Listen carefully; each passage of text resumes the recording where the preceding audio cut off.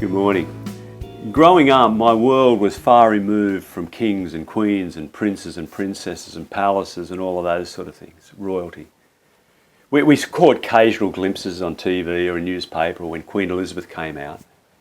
But by and large, that stuff was all over there, somewhere else, palaces and castles and thrones and all of that. It wasn't part of my ordinary life, things I knew or experienced. And so each year when I come to this Sunday, this last Sunday of the year before we lead into Advent and Christmas, a Sunday traditionally called Christ the King Sunday, or in days of more inclusive language, Reign of Christ Sunday, the images clash.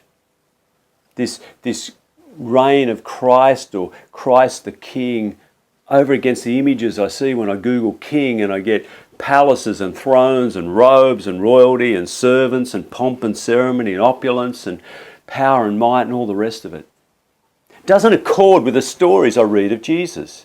You know, the story of him being born in, outback place of Bethlehem in a cattle stall with poor parents, associating with people, calling friends those who are outcasts and marginalised and lost and sick and fishermen and all the rest.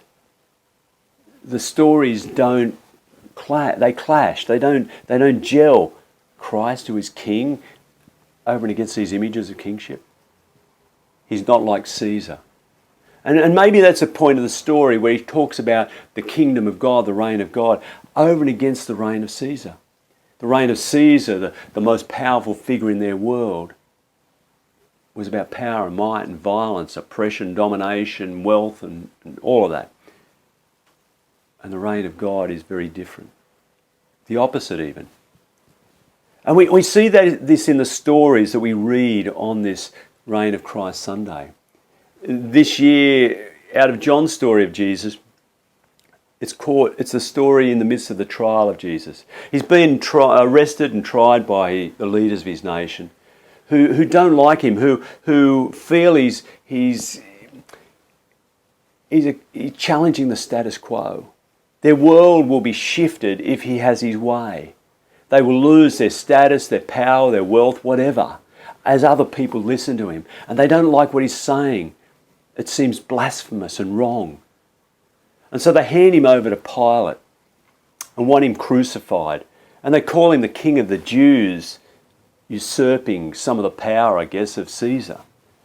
And so Pilate's sitting there across from him, confused. So you're the King of the Jews. Is this your idea or did someone tell you? Who do you think I'm making, who are you? Where is your kingdom if you're a king, if you really are? And Jesus says, my kingdom, my reign is not of this world. If it was, my followers would take up swords and spears and be an army and come and rescue me, liberate me. But my reign is not of the culture and the values of this world like yours are. You have armies and you have swords and violence. You come in violence and power and might. And that's not what my reign is about. Mine is love and justice, hope and peace, equality and equity for all people. It's different. And it goes on, he says, I come and my people hear in me, my followers hear in me the truth. What is truth, says Pilate? What is the truth? What is the truth for this Pilate, Pontius Pilate, who sits here face to face with someone who's accused of being a criminal, who they want tried and killed, and yet in whom Pilate sees no issue.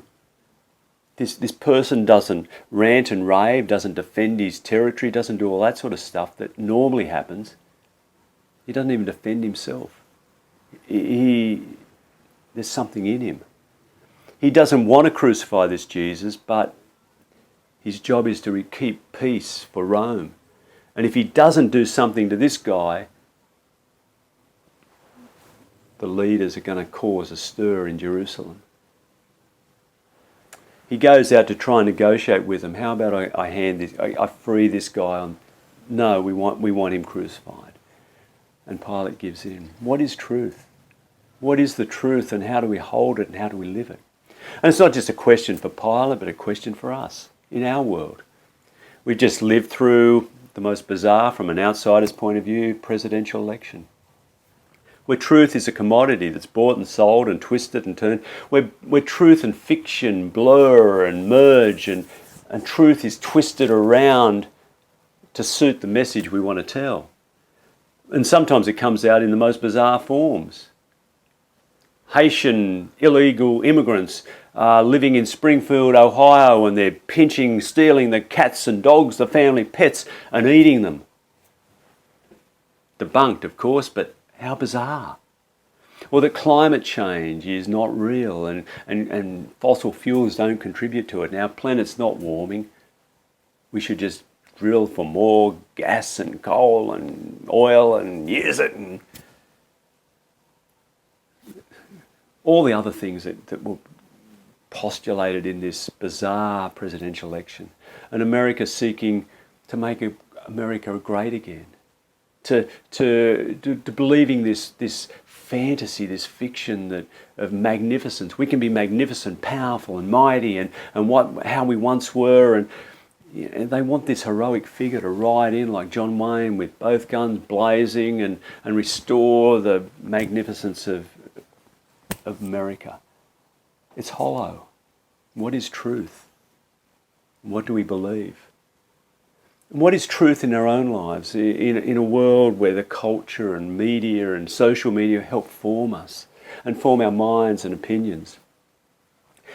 A world where we're pushed to self-promotion, to look good, to try and promote ourselves and to look good and strong and magnificent before others, to get more likes and subscribers and retweets and whatever it is that gives us a sense of worth and esteem that makes us look good before others. How do we change the photos we present so they look better? I look better, I look funny, I look clever, I look whatever.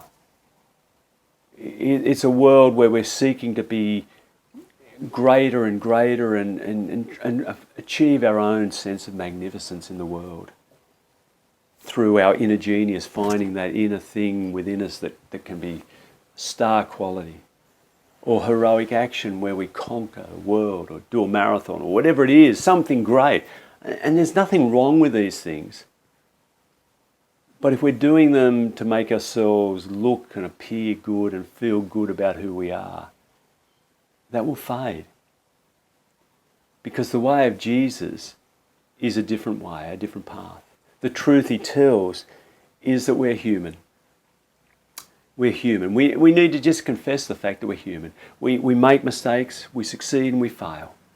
We're good and we're bad. Some days we're up there and some days we just get it all wrong.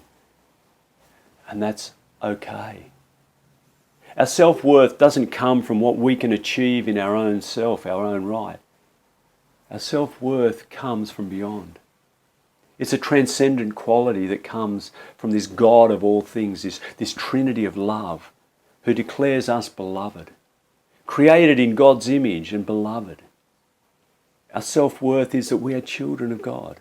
And there is nothing we can do, think, say or be that will make God love us more or make God love us less. We are the beloved of God. We don't have to prove ourselves. All we need to do is that confession that this is who I am. And I do need help. I don't get it right all the time. I make mistakes. I don't know all the answers. Sometimes I don't even know what I'm doing. Help me.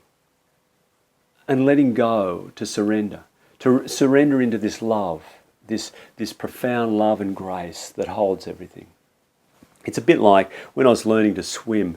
At first you would cling to something that would hold you up and you were being held.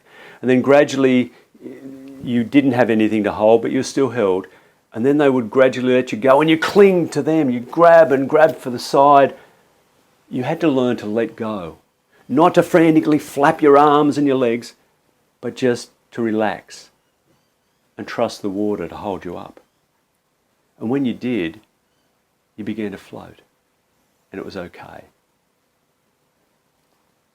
It's letting go, releasing ourselves into this profound love and grace. I remember a woman I was with us at college, a friend. We'd known her from our church previously her husband had studied to be a minister and finished and was placed in a congregation. So we lost track of them, and then rediscovered her when she came back to college to do some study herself. One day she disappeared, as in we didn't see her for a few weeks. And we heard that her husband was really sick, he'd had a stroke. In fact, it was a massive stroke, and he lived between life and death for a couple of weeks. But the doctors helped him pull through, and he was on a course of rehabilitation. And she came back to college. And she sat with us and was talking, and she said, you know, those first few weeks were just deep and dark and difficult. I had kids to worry about and him, and each day I would go and just sit and not know whether this would be the day, whether he would die or not. Some days and moments were so dark I couldn't even pray. But as I look back, I realised I was held up. In some strange way I can't define or articulate or describe. I just felt that I was held up. Held up on the prayers of other people, the prayers of our congregation, the prayers of family and friends and people we didn't even know. And I just felt held up. And in the midst of this was this strange presence of God, holding me, with me, in the midst of this deep and dark time. Just there, a gentle light in the darkness. I didn't know how it would turn out, but at points there was a sense of hope that whatever happened, I would be okay. God was there in this mystery and wonder. I can't define, I can just experience. And I know that feeling in my own life. In the moments when life is dark and hard, and some presence holds me. I need to relax and let go and allow that experience to be, and to trust and to hope. And that's the reign of God. The reign of God that is all around us, in the beauty and the wonder of the world, that captures my breath. Sunset, sunrise, it just mesmerises, or a vista, or the licking and playfulness of the dogs, or intimate conversations and time, or sharing around a meal with family or friends, and telling stories of life and being. God is in that, and in the brokenness of life, as well as the beauty and the wonder. God is with us, and this is the reign of God. There's a beautiful hymn that George Matheson wrote.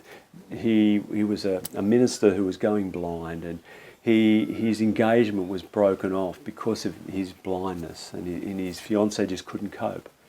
And in the darkness of that experience, he wrote a hymn, a beautiful poetic hymn. And one of the verses says, "O love that will not let me go, I rest my weary soul in thee. I offer up the life I owe, that in thine ocean depths flow may richer, fuller be." That's the reign of God. Amen.